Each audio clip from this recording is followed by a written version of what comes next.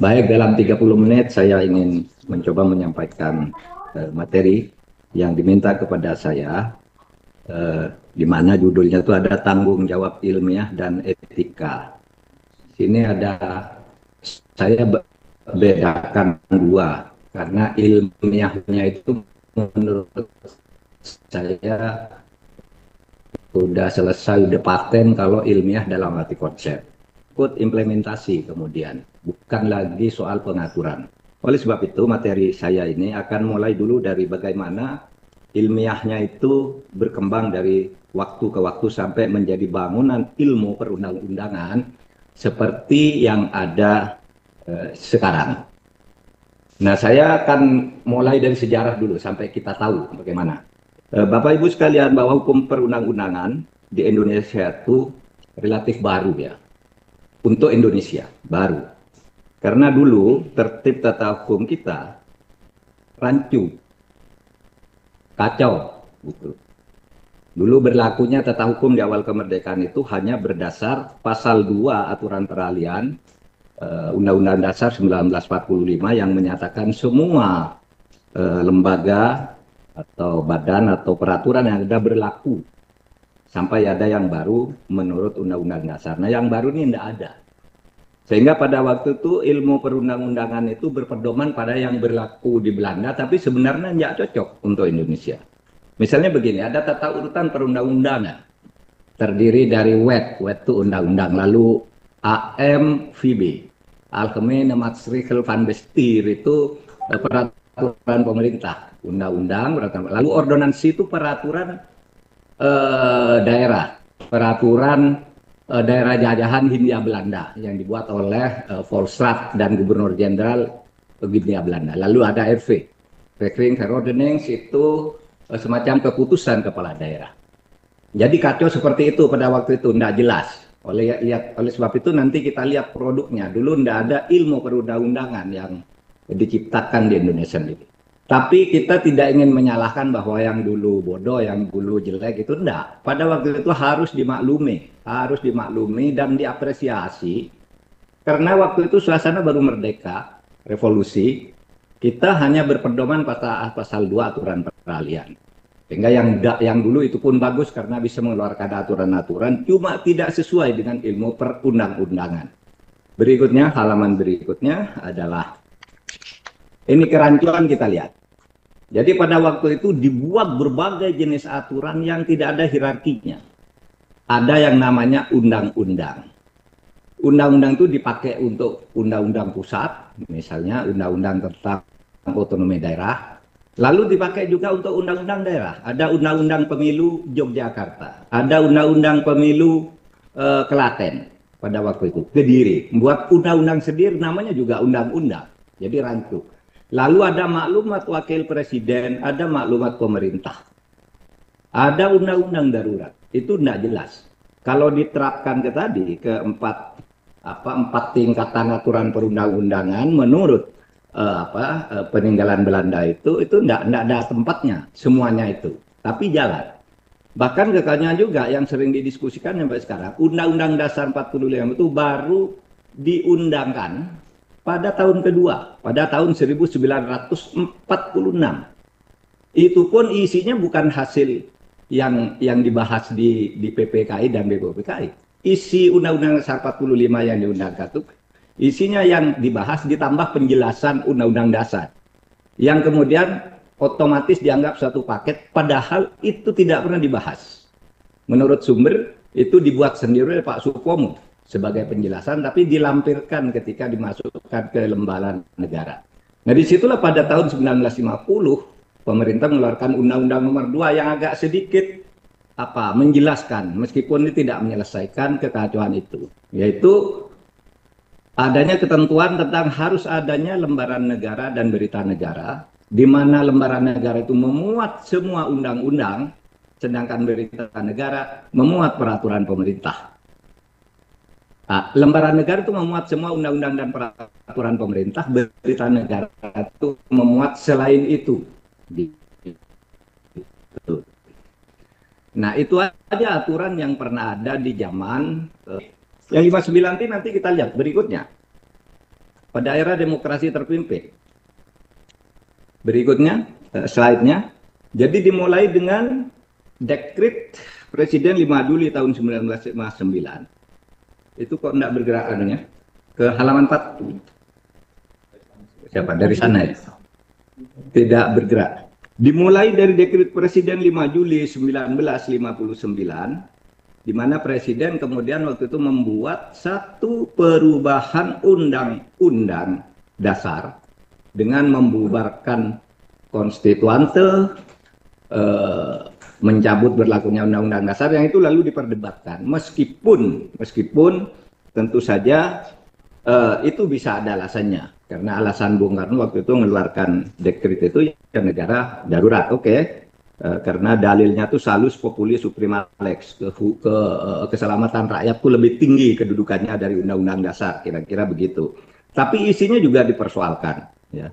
Isinya juga dipersoalkan. Itu tayangannya enggak muncul, Bu Arum. Nah, saudara, pada zaman demokrasi terpimpin ini, pada sesudah dekret, juga banyak terjadi kekacauan di bidang perundang-undangan. Misalnya pada waktu ada Perpres, penetapan presiden. Penetapan presiden itu sama dengan undang-undang. Tetapi apa? Penetapan presiden itu dibuat sepihak oleh Bung Karno.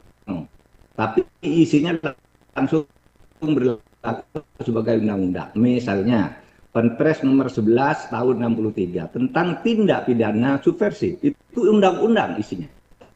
Tapi tidak lewat DPR, buat sendiri Bung Karno. 65 misalnya ya. Perpres nomor masalah penodaan agama.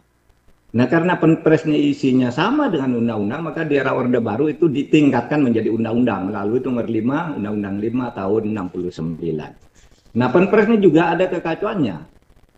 Ada undang-undang namanya dibuat oleh Presiden Soekarno bersama DPR itu ada. Tapi ada Perpres yang sama dengan undang-undang. Bung Karno membuat sendiri tapi dibantu oleh sebuah Dewan Nasional yang kemudian bernama Dewan Pertimbangan Agung itu.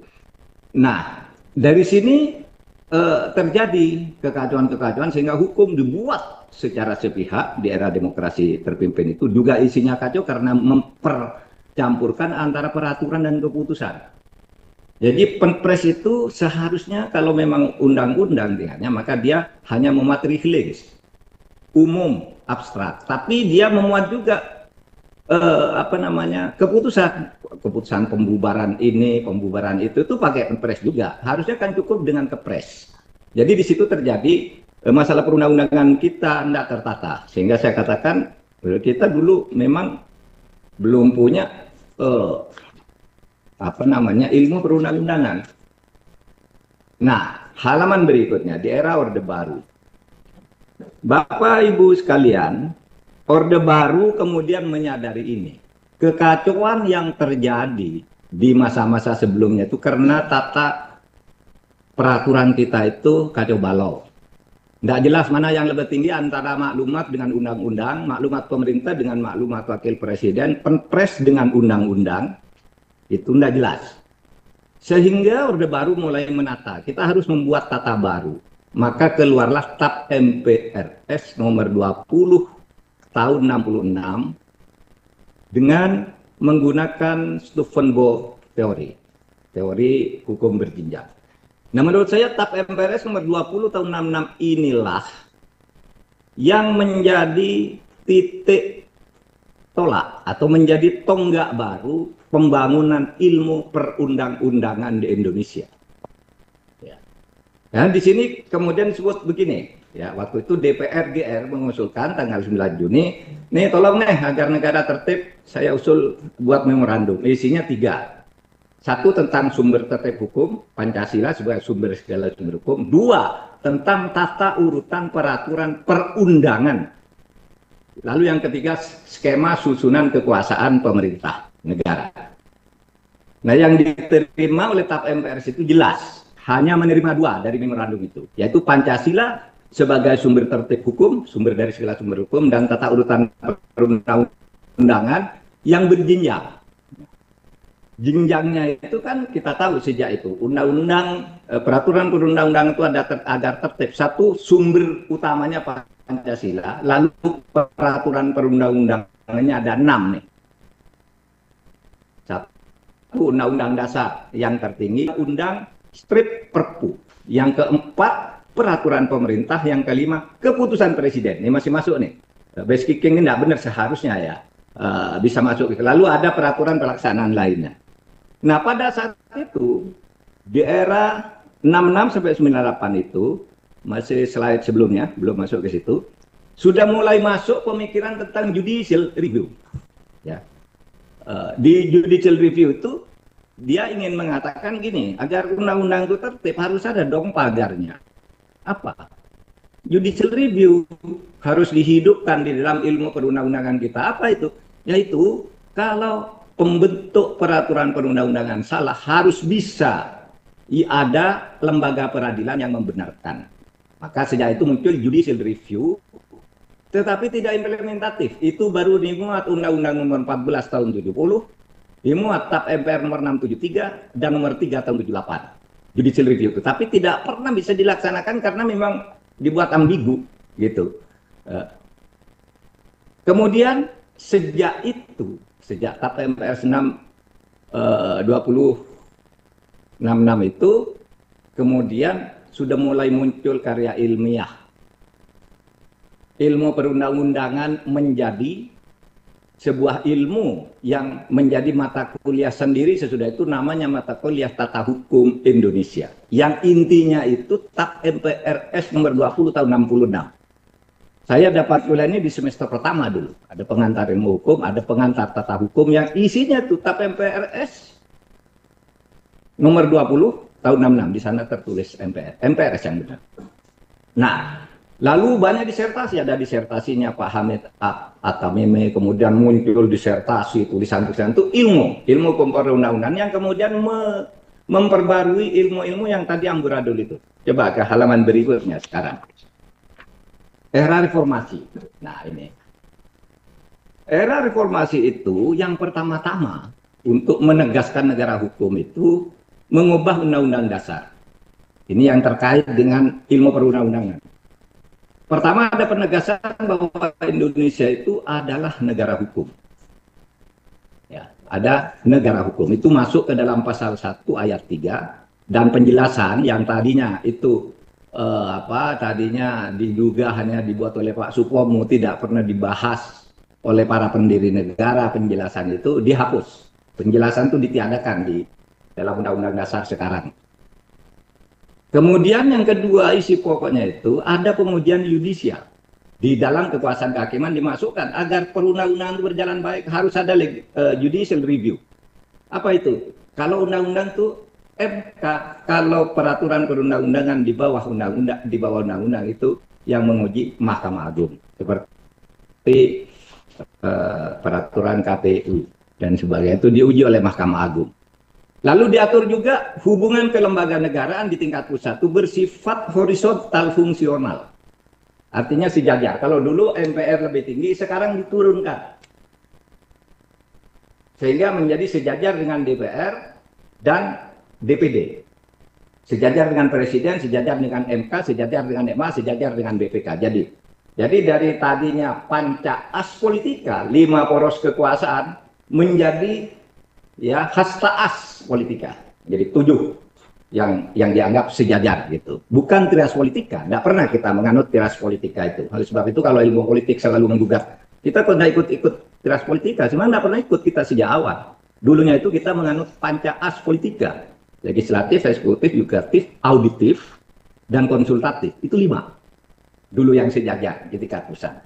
Nah dari sini kemudian, karena terjadi perubahan konstitusi, maka ilmu perundang-undangan kita berkembang jauh lebih baik. Apa? Yaitu lahir Undang-Undang Nomor 10 Tahun 2024 tentang pembentukan peraturan perundangan, yang di sini jelas kemudian memisahkan antara base kicking dan reflex. Sehingga tidak ada lagi dalam peraturan perundangan itu kepres. Nggak boleh. Impres. Nggak boleh.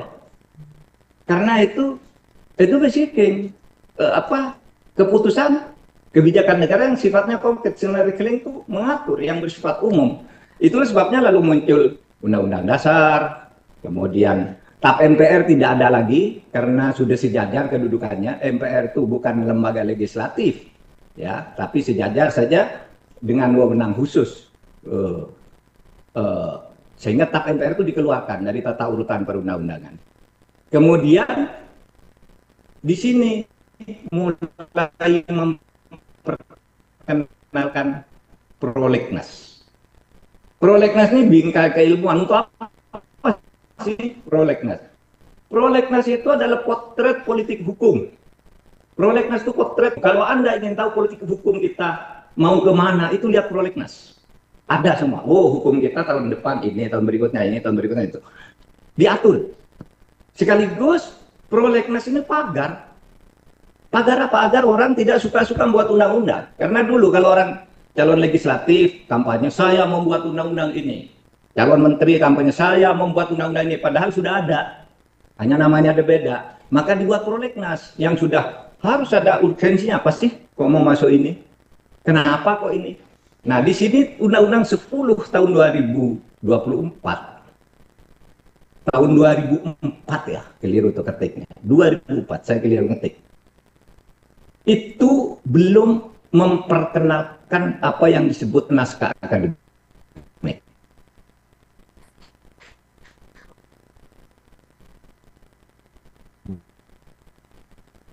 Belum ada. Naskah akademik itu baru masuk, itu dikatakan setiap perencana undang-undang dapat menyertakan naskah akademik, dapat waktu itu, sehingga ada yang tidak. Nah, lalu timbul studi di kampus ini penting, Kenapa hanya ada di Perpres dan kenapa hanya bersifat saran agar gitu. Maka ketika diubah lagi dengan Undang-Undang Nomor 11 tahun 2011, Undang-Undang 10 2004 diubah jadi Undang-Undang 12 dan dibuat Perpres pelaksanaannya berikutnya Nomor 87 tahun 2014, itu lalu ada keharusan naskah akademik itu harus ada. Sejak itu harus ada. Kalau semula sampai dengan tahun 2011 hanya saran, sejak tahun 2011 harus ada naskah akademik. Dan undang-undang ini memasukkan lagi TAP MPR nih. TAP MPR yang tadinya dihapus dimasukkan lagi ke dalam tata urutan perundang-undangan. Kenapa? Karena TAP MPR yang ada yang jumlahnya 140 kan 140-an, 140 yang dinyatakan selesai. Itu kan sudah terlanjur menjadi hukum. Maka dibuat, disaring yang 104 dinyatakan selesai langsung tercabut, yang ada 4 yang dinyatakan tetap berlaku nih, tetap berlaku. Ada yang berlaku TAP MPR sampai selesai tugasnya, seperti pengalihan aset di Timur Timur itu kan tetap berlaku sampai sekarang. Nah, itu lalu dimasukkan lagi dalam urutan kedua karena TAP MPR nyatanya masih ada yang berlaku, tapi MPR tetap tidak boleh membuat yang baru. TAP MPR baru tidak boleh ada. Lalu kemudian Undang-Undang Nomor 15 tahun 2019 dan Perpres 76, di situ hanya memasukkan yang agak baru itu bahwa ada daftar kumulatif terbuka dalam prolegnas. Artinya kalau misalnya tidak ada di prolegnas, boleh tidak kita buat? Boleh, dengan alasan-alasan tertentu. Nah, ini yang sering dipakai sekarang. Tidak ada di prolegnas, tiba-tiba nomor gitu. Alasannya ini. Nah, terakhir Undang-Undang Nomor 13 tahun 2002 itu memasukkan metode Omnibus Law karena perintah Mahkamah Konstitusi Omnibus Law itu tidak boleh dibuat sebelum ada metode ilmiah yang dianut dalam undang-undang. Berikutnya, 5 menit sisanya. Nah, saudara, sebelum masuk ke etika, saya ingin menyampaikan simpulannya dulu. Pertama, pengaturan pembentukan peraturan perundangan sekarang ini sudah memenuhi syarat ilmiah. Pengaturannya sudah bagus dan bisa dipertanggungjawabkan secara akademik. Itu tadi berbagai peraturan tadi. Dengan demikian, tanggung jawab keilmuan kita sebenarnya sudah bisa cukup berhenti di sini dulu. Ilmunya sudah kita bangun, ilmunya gitu sudah menjadi mata kuliah, sudah lahir banyak disertasi. Yang baru-baru ini ada Bu Maria Farida, itu khusus guru besar perundang-undangan, ada Profesor Liliandri, sudah bangun ini mata kuliahnya, sudah berkembang, tesis banyak, buku banyak. Sehingga masalah selanjutnya itu bukan soal lagi tanggung jawab ilmiahnya ketika membuat ilmu perundang-undangan. Tentu ke depan tanggung jawab ilmiah pasti ada, karena masih ada naskah akademik. Tetapi simpulan yang kedua, implementasi pembentukan peraturan perundang-undangan itu sangat diwarnai oleh pelanggaran etik. Yang ini kemudian pelanggaran etik ini sering mencabut sukma hukum, meskipun tidak salah secara formal prosedural. Ketika sehari setelah MK memutus kemarin itu tentang pencalonan dan sebagainya, lalu besok harinya DPR langsung bersidang, itu tidak melanggar formal. Karena pembuatan undang-undang itu, satu sudah ada usulnya, sudah ada supresnya. Yang kedua, dibahas dalam 3 tahap, ya, dalam 2 tahap. Nah, di mana tahap pertamanya itu dibentuk Pokja, ya, kemudian atau Pokja, sesudah Pokja rapat cukup setengah jam aja, kasihkan ke tim perumus, kasihan tim perumus 2 jam saja, nanti malamnya disahkan lagi di panitia kerja, Panja namanya. Lalu hari ini disahkan di DPR. Itu tidak melanggar formal prosedural. Itu sah kalau itu dilakukan dari sudut prosedurnya. Meskipun substansinya nanti akan terjadi perang baru ini. Baik, halaman terakhir sekarang. Saya bicara pelanggaran etik. Tadi yang sudah disampaikan oleh Bu Maria, saya berikan contoh pengalaman saya. Pengalaman saya baik sebagai hakim MK ketika menguji sebuah undang-undang, baik sebagai mantan anggota DPR, baik sebagai Menko Polhukam yang pernah memproses sebuah undang-undang. Saya punya pengalaman hal-hal begini, ada 6. Satu, banyak undang-undang dibuat secara sah dan formal prosedural, tapi cacat ketik. Sehingga fungsi prolegnas dan naskah akademik itu seringkali diabaikan. Nggak ada gunanya untuk prolegnas. Orang tidak ada, lalu tiba-tiba, oh ini masuk dalam kumulatif terbuka. Nggak ada di prolegnas, padahal politik hukumnya itu ada di prolegnas. Dan tidak pakai naskah akademik juga. Gitu. Yang kedua, ada political trade-off, perdagangan politik.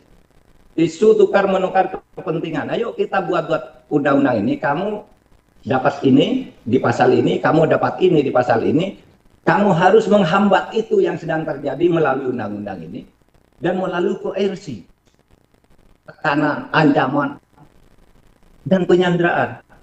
Kalau kamu tidak mau, kubuka kasusmu. Kalau kamu mau, kuselamatkan kamu. Itu political trade-off-nya. Apa boleh political trade-off? Boleh. Kenapa tidak boleh? Karena politik memang begitu. Tetapi jangan sampai melanggar etik dan moral yang itu merupakan sukma hukum. Yang kedua, ini sering gitu, bapak-bapak ini saya, Bu Tuti, Pak, dan semuanya diundang untuk RDP ke DPR, tapi sesudah ngomong itu tidak ada yang ditampung. Bahkan ketika kita ngeyel, Bapak tidak usah begitu, Bapak kan ilmuwan, sedangkan kami yang menentukan di sini. Apapun kata ilmu yang Bapak sampaikan, kami yang memutuskan di sini. Sehingga RDP pakat dan sebagainya itu lalu sama sekali menjadi tidak etis. Orang yang diundang untuk bicara malah dimaki-maki, katanya ilmunya salah. Padahal dia hanya mengundang untuk RDP, rapat dengar pendapat. Ini yang benar terjadi. Yang terjadi juga ada ego sektoral, ya, dan ambisi membuat legacy. Menteri, wah kalau saya ini harus ada undang-undang ini. Lalu pinjam tangan, menitip agar sebuah naskah akademik itu yang sudah ditolak di tingkat eksekutif dititipkan ke 13 anggota DPR. Saya pernah memimpin balik dulu. Ada 13 orang mengajukan rancangan undang-undang.